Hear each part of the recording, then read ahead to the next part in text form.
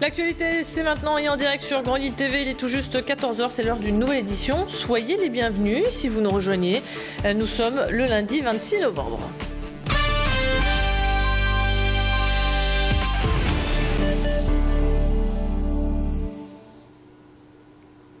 À la une de l'actualité, la 28e campagne hivernale des Restos du Cœur qui démarre aujourd'hui. Chaque jour, des repas vont être distribués et ce quotidiennement jusqu'au mois de mars. Cette année encore, la précarité se creuse et l'association s'attend à une hausse des bénéficiaires. Dans le nord, à Waterloo, 3 camions ont déjà subi des attaques. Leurs réservoirs d'essence ont été siphonnés. Coût total du préjudice, 1 800 €. Une facture dont se serait bien passée l'association. Je vous propose d'ailleurs à ce sujet d'écouter les réactions du président de l'association de la région lilloise. Écoutez. On s'est fait un peu vandaliser nos camions, où il a fallu changer réservoir sur l'un d'eux, 1 800 €. J'ai autre chose à faire en ce moment que de mettre 1 800 € pour des gens qui viennent nous prendre, nous voler, n'ayons pas peur des mots, du carburant. Et c'était aussi l'inquiétude. D'ailleurs, maintenant, on rentre tous les véhicules à l'intérieur, même si ça nous pose des gros problèmes. Mais on est obligé, parce que la campagne ayant repris, on ne peut pas se permettre le matin, au moment de démarrer, d'avoir des véhicules en panne, parce qu'on doit livrer dans nos centres. Et l'association est toujours dans le flou en ce qui concerne le maintien ou non du programme européen d'aide aux plus démunis. Les dirigeants européens ne sont pas parvenus à un accord. Le sujet sera remis sur la table ce vendredi à Bruxelles. Raison de cette inquiétude, 23% des repas sont distribués grâce à l'aide européenne. On poursuit avec les sans-papiers. Ils veulent se faire entendre coûte que coûte. 120 d'entre eux occupent depuis hier le temple de l'église réformée du quartier de Fives. Ils sont pour la plupart en grève de la faim depuis presque un mois. Cette opération coup de poing vise à faire parler de leur situation et à demander leur régularisation auprès de la préfecture du Nord. Le sport avant, pendant et après le cancer est une opération qui s'est déroulée ce week-end et qui se poursuit d'ailleurs jusqu'à jeudi. Stands d'information mais aussi parcours sportifs ont été dressés ce week-end dans le hall d'un magasin de sport à Villeneuve-d'Ascq. L'idée était de sensibiliser le public sur les bienfaits d'une activité physique régulière. Débats, rencontres et tables rondes faisaient aussi partie du programme. Jimmy Houchon a rencontré pour nous une oncologue du centre Oscar Lambret. Elle nous parle justement de l'impact du sport sur notre santé.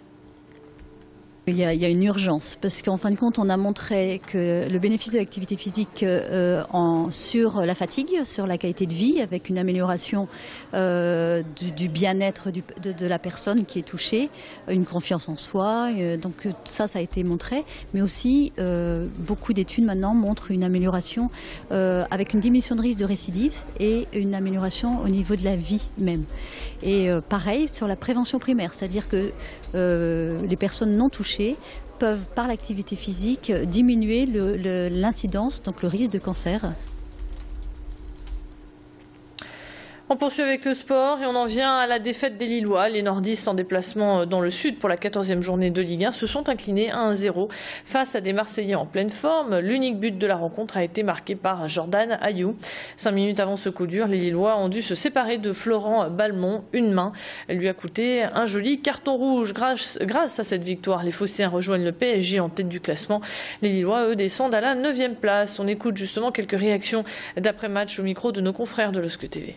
C'est dommage, on aurait pu mener au score, donc c'est le regret qu'on peut avoir sur cette première mi-temps.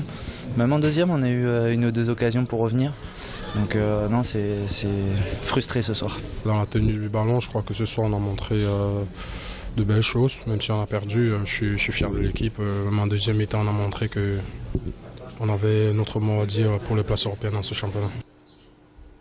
Prochain match de Ligue 1, ce sera ce samedi. Les Dogs affronteront à domicile les Corses de Bastia. Mais avant cela, il y a eu une autre rencontre, une autre date. Ce sera mercredi soir à 18 h 45 pour le quart de finale de la Coupe de la Ligue. Les Lillois seront là aussi, coup du hasard, face aux Corses de Bastia. Musique à présent avec pour refermer cette édition le bal fantastique de l'île 3000 ce week-end. En plus des expositions proposées au public, des concerts mais aussi un bal pour enfants ont été donnés. Un peu plus tard dans la soirée, c'est le collectif Clacomaniac et Air Show qui a enflammé la salle des fêtes. Je vous propose d'ailleurs de revoir en images et en musique un aperçu de cette très belle soirée.